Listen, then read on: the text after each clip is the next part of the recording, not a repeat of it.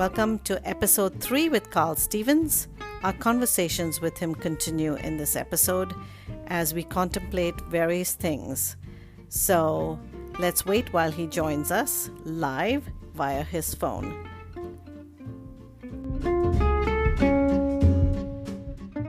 Hi, Carl. Here we are on. Have I done it right? It's like I'm. Can you hear me? I'm trying to be in a good zone today. Yes, you have done it right. I can hear you. You are clear so far. Am I too loud? Not at all. In fact, you could be a little louder. So, okay. Shall I bring the device? This is much better. Listen, yes. How's your life going? I mean, these things are so funny. You can't even listen. I'm my biggest fan, and your biggest fan. You can't even imagine. My cats are like, what the heck is he doing? I keep playing the same podcast over. I go to sleep to it. Then when I hear myself, or you giggling, I hear myself laughing, and I wake myself up. Like, what's going on? Well, we're on. Something must be going right, because I think we're having more fun creating these things than actually getting it around. Like, I mean, this is bad for someone trying to gain an audience for my precious fans. But my point is, who cares about those guys? I am so enjoying this. I want these things. Listen, if the unfortunate happens, and I want these things all just played at my funeral. It's like everyone just comes and listen, because your laughing is so much fun. It's like, oh, that girl keeps giggling. I just love episode 3. Here we are. Oh, I know, but this is hysterical. Now, you probably have some format. We're supposed to be following something that helps your title or whatever. Well, but I have to say this. I figured something out like yesterday in conversation. It's like, you know what? Okay. Let's go backwards. So I'm going to give an example. So I'm in a conversation with person X. I'm just talking, saying something like, oh, yesterday I worked in the garden and blah, blah, blah. This happened. What always happens in conversation, or a lot of times, the second person hearing that then contributes to the conversation by saying, oh, I was in the garden, or my mother was in the garden, or they come up with an interesting story. They think it's interesting. But you know what I realized about myself? I'm thinking, who cares about their garden experience? I'm trying to talk. I'm looking at the people in the conversation as my audience. This is probably a kind of a mental illness. It's like I become agitated if they try to contribute with their experience with the garden. I want to shut them up and slap them. Why? It's almost like, what? Who cares? You're interrupting my wonderful, terribly interesting story about the garden. I want to put a disclaimer I want to insert a disclaimer right here to our wonderful listeners. No, I'm very politically incorrect. Well, isn't that funny? It's like this hit me yesterday after all these years. It's like I keep wanting to say, oh, just be quiet. This is going into my mind. Just be quiet and adore my story. I mean, I must have had some problem when I was a kid, like too many siblings, and no one would listen to me. And so now I'm like, please listen to me. I talk louder. I get googly-eyed. When they interrupt with their contribution, I'm like, I'm agitated. This is hysterical. If people knew. Listen, did you ever see that film? There was a film. It was very funny. It was kind of like a chick flick, but it was with Mel Gibson. The title was probably something like "What Women Really Think." Yes, what women want. So suddenly he's hit by lightning or something. He hears everybody's thoughts. He hears all the women's thoughts, and he's going crazy. He can't. I mean, nobody can manage the real thoughts of the other people. Thank God. No, you can't. What? That's what makes us unique, I think. Yeah, I mean, I guess. God, I think I'm getting wilder as I get older. Thank God there are these sort of social rules that are causing us to edit the edit and not just fly off all of our thoughts. Can you imagine? Not that you've paid real attention to the social rules, but you know, Well, I no, think but the I see the older. faces. I see the faces. Or my face, it just drops. They get all excited about their garden experience, and my whole face is just, what are they? You know, it's like I'm a stand-up comedian or a vocalist or I'm performing. When I'm in a Right. conversation, I think that I believe I'm performing, and when they interrupt the performance, I'm indignant. It's too Isn't that much. It's too funny? I much. just thought of that. There's no. I think that's what makes it intriguing, and that's what makes, I think, like I said, we're being entertained more than anybody else listening to this podcast. I Well, think the funny thing creating is, it is. okay, so I heard of course, I'm listening to all of them. You like the first one better. I don't know why. I did want to ask you why you like episode 1, but I like episode 2. But when in I'm like a child. When in episode 1, I become, now I don't know if anyone can really listen to this. I don't even know if anyone is listening to this. Maybe they're just cooking and talking, and Yeah. you're not getting the nuances. But when you listen to it 35 times, you get the nuance, right? So when you, at some point there was a misunderstanding in the first one, and you thought I was in Kaliningrad, and I go, I wasn't in. I get agitated, and I think, oh my God, this is like two. This is It's like two. perfect. I don't know. It sounds ridiculous. It's like two siblings, at 7 arguing around some toy. But of course, Right. you're more dignified, so you just kind of giggle and go on. But I'm like, oh my gosh, if people are really listening to me, they're going to think, what is wrong with that person? Or they'd want to find out more by listening to more episodes, right? Whatever. But isn't that funny? All these like Uh, observations about what's going on. I am having I a think hoot. so. I think so. And I think it's wonderful to talk about the previous episodes. I do want you to hold the mic closer to your mouth, because you just sounded very clear, and then you faded out again, Well, which is fine. I feel like I'm screaming my head off. If I what I as you know, I am often on the stage, and when I'm on the Right. stage, you've got a monitor that's letting you know if you're too darn loud, and Well, also the audience is like blasting and putting their hands on their ears, but I right. can't tell with this device. Yeah, well, when I try to, edit it in Audition, it keeps going into the red and yellow. Well, you know what's weird? My father goes, why are your hands flying around when you talk? You're not Italian. So I'm not supposed to be Italian, but I'm sitting in this van at work because it started to rain, and I came Okay. over to get some silence because there's a lot of wind. In Florida, Right. there can be all this very dynamic weather. All of a sudden, out of Right. the blue, these gales show up. So I'm Yeah. out here working under my my sort of roof. It's all open on the sides, and all of a Okay. sudden, all this wind, and I thought, oh no, she's not going to hear a thing. So I'm over Right. in my van, and I'm trying. Of course, I believe the audio is supposed to be good. No one can see us jumping around and being happy. So the audio Right. has to work. Without audio, I figured this one out. Podcasts are not good. Right. Right. But now, so you are in the van. Have you moved into the van, or are you still living in the house? I haven't moved into the van. I just got the van. Now, do you know I bought a Dodge Sprinter? In my Okay. mind, a Dodge Sprinter is some American thing. I had a lot of Ford trucks in my life. So I kind of, you get a starter, you stick it in. Something's wrong with Yeah. the engine. You can figure this out. But Right. guess what? The engine is Mercedes. So I've fallen into this Wow. weird thing. Yeah, wow. But you know what? I don't have a Mercedes wallet to pay for the Mercedes repairs. And I heard this interesting thing online last week.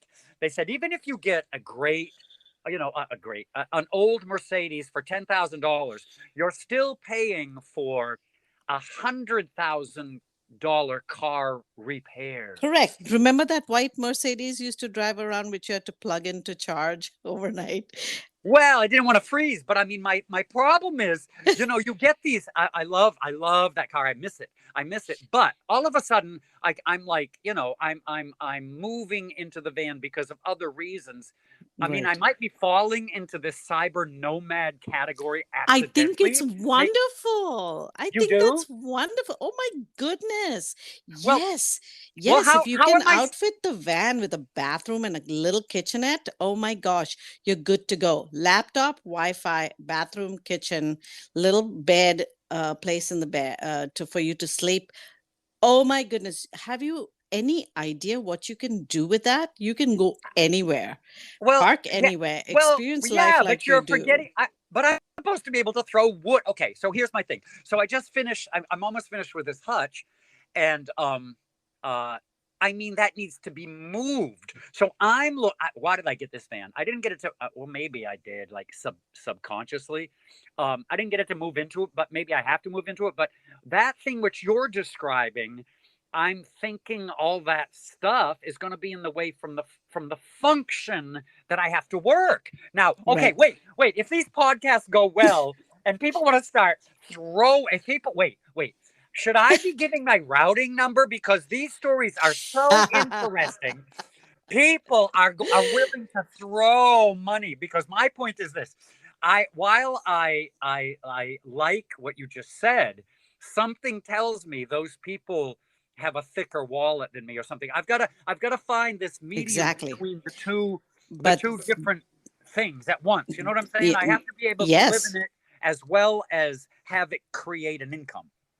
Well, this is the thing. So this is where I interject and I say you can follow Carl at Carl the Bearded Man on Instagram. You can start to pay him and you can start to Oh yeah, hire keep him saying for that. Listen, gigs. I'll suddenly be You can quiet. hire him And for gigs. Yes. Are you available, Carl, for gigs, for acting gigs, modeling, for speaking at events, for being interviewed, for writing stories, are you for kidding? creating stories? Are you kidding? I'm so good at that. So listen, I'm having Of this. course. I'm gonna, I know you you're know good me. at it. So I get Yes. chosen to be able to go over to. I think the shoot was in Virginia. They were looking for actors to be interviewed. So there's me and two other people. Do you Right. realize how difficult it is not to dominate the entire thing? It's like it's like, okay, I'll answer these questions, but which I keep doing to do. What I really want to do is I mean, you're so gracious, I tell you. I just keep interrupting because I think I'm better in this interruptive rant format. Like if some seed thought comes into my head, guess what? Boy, that wants to come out. It's coming out. But the seed thoughts that go into my head grow very quickly. And Hmm. the other weird thing with ADD and all that stuff is if you don't grab it right now, it goes away forever. So, Right. one of the things that I love about, so I guess what I was trying to say is I, I just wanted to plow over the interviewer. And I think I talked with you about this. Sometimes well, how does it go? The interviewees, I think Right. they're in wait, no, wait. The interviewer is in the way of Hmm. this dynamic personage. Sometimes I Right. see them in those late night shows. It's like, okay, those guys are comedians, but sometimes I think people have to say, oh, for goodness sake, shut up. We do think you're funny, Hmm. whatever, but we're here for that guest. I mean, okay, so Exactly. Farrah Fawcett, I want to find out what's actually in her mind, right? What's in her mind? But the interviewer keeps interrupting with I think sometimes people can get overexcited Right. about the person that they happen to be talking to, and they Right. don't consider, I better shut my mouth and just let them talk because Right. everybody that's watching this program tonight, when it was Fair Foss, everybody who's watching that program that night doesn't care at all about the interviewer. They Exactly. kind of, you know what I'm saying? But I mean, Uh-huh. I like you because you giggle and you're so funny. The good Well, thing about thank you. you, and you seem entertained by I my am. in a way Always. lack of control. Always, always. But coming back to your acting gigs, so you know, of course, those of us who follow you on YouTube for Carl's Basement Films, isn't it called Carl's Basement Films? Carl's Basement. It's just Carl's Basement, but there Carl's are some other. Basement. But there's a band called Carl's Basement. But I have to go back there and revisit that. I think at your advice, because I've got to put more modern, recent content, Oh, and the also content's great. I have to engage so that people will go back. But I mean, Yes. you know what? Some people around here, okay, people around here don't know that I'm actually a paid actor. So when we Right. say Carl's Basement, they don't realize that was the part of my life when I had this house, and do you know, I don't know if you were ever at that house. I had this Yes, I was with all that beautiful French furniture. yeah. Right. Yeah, but after that, I got another house, and it was grandfathered into 4 different apartments. So guess what? Okay. I would rent out all four instead of living in mine, which was the fourth. And then I would go down into the basement. Now, that basement was not suitable for humans to live in, but I didn't care. I was getting the cash for what, 6 months or 1 year. And plus, oh my gosh, my life was so insane. At one point, I own the house, but I'm living in a tent out behind the house. I And think I at heard one about that. I well, think you know what's and then your funny? paintings were there too, right? In the basement. Oh, there I was think I so much saw weird that. stuff. I mean, but still, I'm always running around. Now my paintings are up at my sister's house in Atlanta. And you know, my paintings are not small. Some of those are 5 feet Yep. by 7 feet. So, Right. so at least I've got this sister. But and now I'm going to a van. It's like I'm the exact wrong person. I can't have any of my paintings in the van. So I'm storing everything so that I can live in the van and be, I guess, a cyber nomad. I mean, my life is upside down. So I mean, okay, so just to be practical, so if you move into the van, you outfit it with whatever you need. You can actually drive to Atlanta and then have a showing of your paintings there.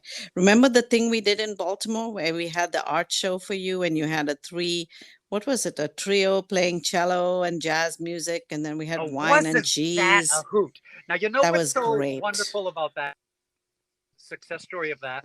So that was in, I think, the only youth hostel in Baltimore, which is a Baroque building, which was fascinating. Some of Okay. these, there were I love Austrians there. Baroque.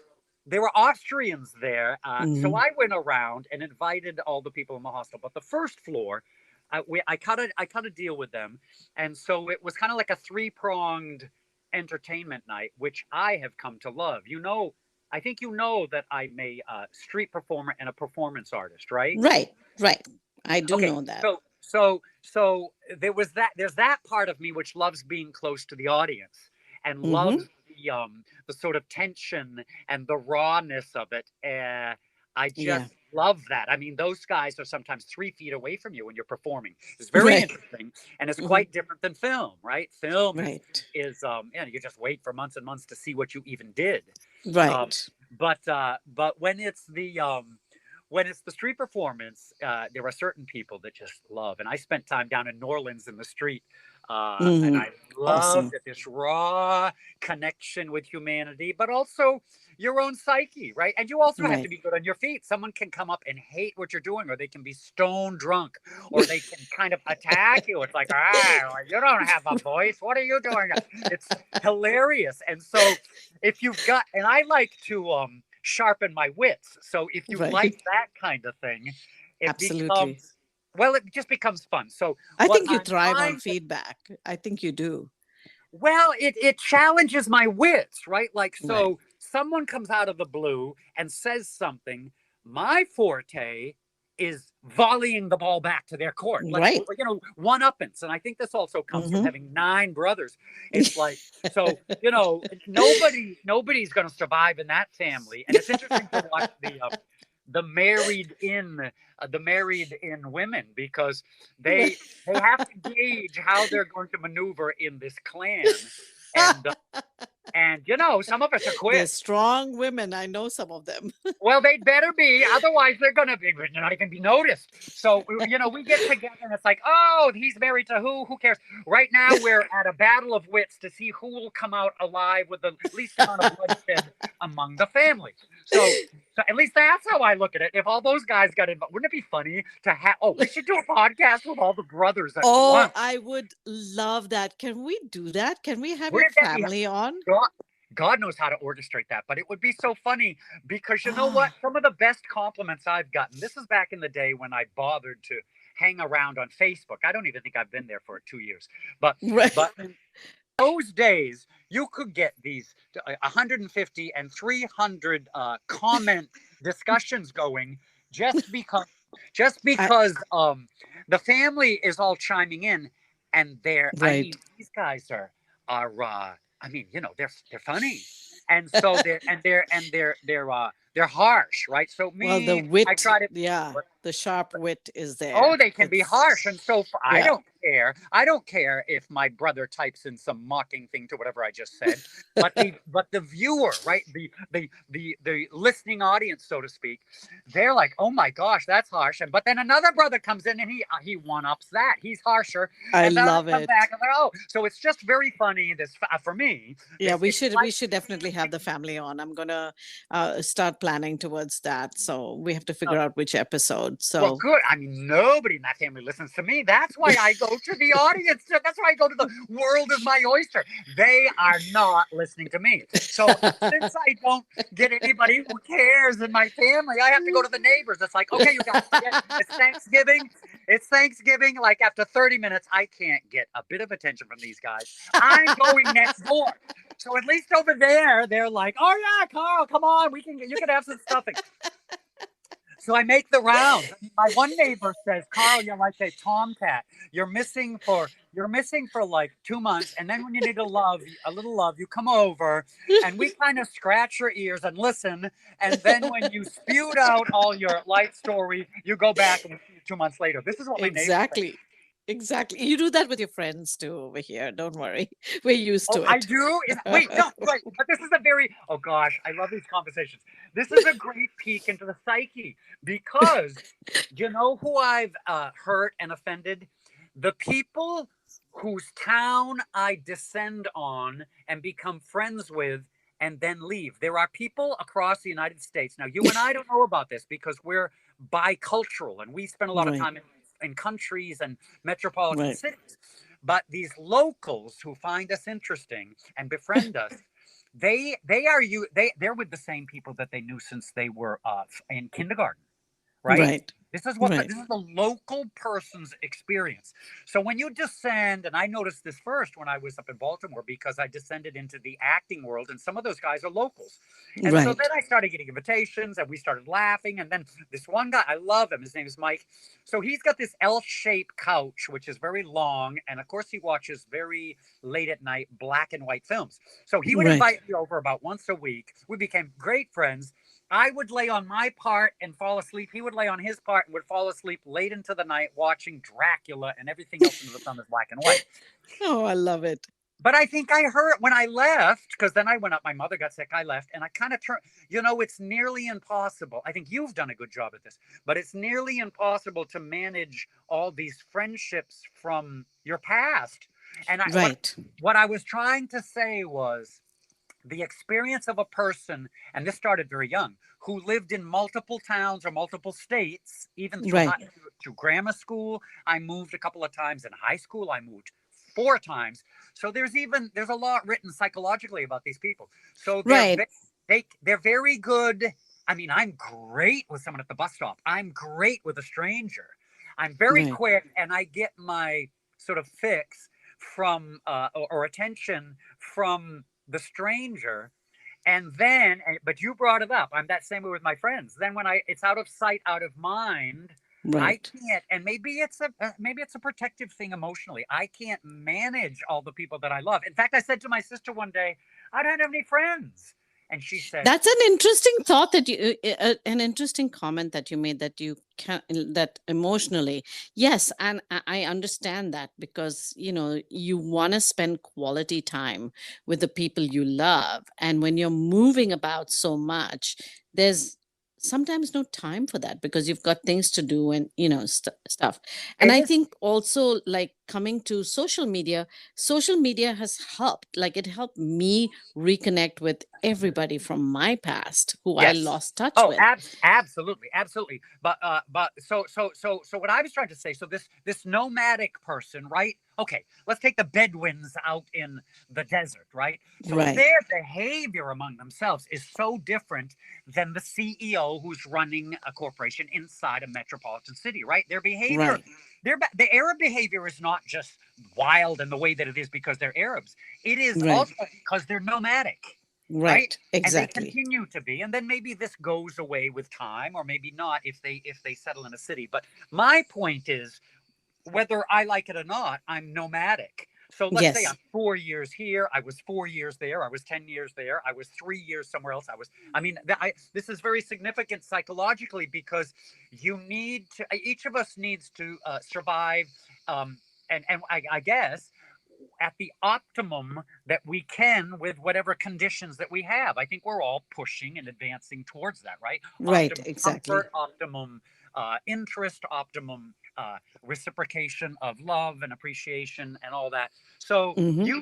you said something very interesting, my friends. So I kind of, am MIA. I'm missing in action with my friends.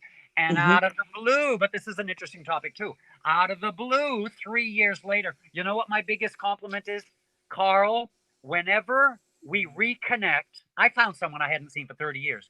She said, it's like I was with you yesterday. Exactly. But that's what I'm saying. And this is where I really feel that you transitioning into like a nomadic lifestyle um will be perfect for you, because then you will fulfill that. You will be able to move and work and meet up and reconnect, and it's very fulfilling. I think it's a very purposeful.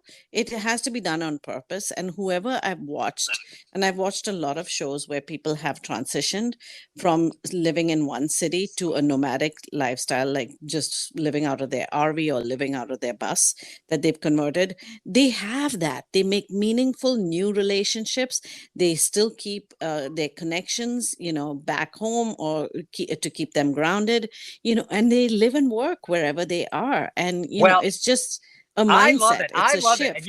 you can feel free to help teach me how to do it. But my Sure. point is, I think I'm nomadic by default anyway. But Yes, so you are. now that do you know that I'm kind of getting evicted? There was a stroke. This is a little serious, but Right. there was a Right. stroke in the family, and so now my sister has to occupy the house where I've been squatting. So Right. so um so it's kind of forcing my hand, but what do I care? And the So people your that family is evicting you, in other words. oh, they've been evicting me for 14 months. It's like I want to write a chapter of my life. I've never been evicted by a more pleasant set of people. Of course, it's my sister, but my father came over yesterday. He goes, "Oh, you're still here?" He keeps waiting for me to be evicted. He makes he's 90. He makes his daily exercise walk, and he comes over, and it's not getting better for him. He has to keep holding things in my house. I go, do not hold that, that's going to fall So apart. Don't hold sweet. that, don't hold Oh. that hasn't been screwed together yet. That's a touch, but I need to put screws. And so but yeah, I mean, we're all on our way. But there's this whole confluence of very interesting things happening in my life. And so did you Right. notice that you did, right? That I started doing lives on Instagram? Yes, and I totally love it. And please follow Carl at Carl the Bearded Man on Instagram. He Wait, has been doing. Hmm? but do you love, I mean, I think you love it like let's say um as a plan forward, I'm assuming. But I do want to, and you can critique me harsh. I'll just hold my tears until the podcast is over, and then I'll weep and weep, and I'll go on a drunken binge. But be delicate with me. You know what they say about these Right. demonstrative loud people? They're actually very sensitive. Of course, you're an Okay. artist. You have to be sensitive. But coming from another artist, which is my daughter, she says, please tell Carl, you know, do some do some reels. Do some reels, Carl. Okay. Do Well, some reels. I started and suddenly I got 500 and then 1,000. Everything she said came to pass. So I'm Yep. already believing in you and your daughter.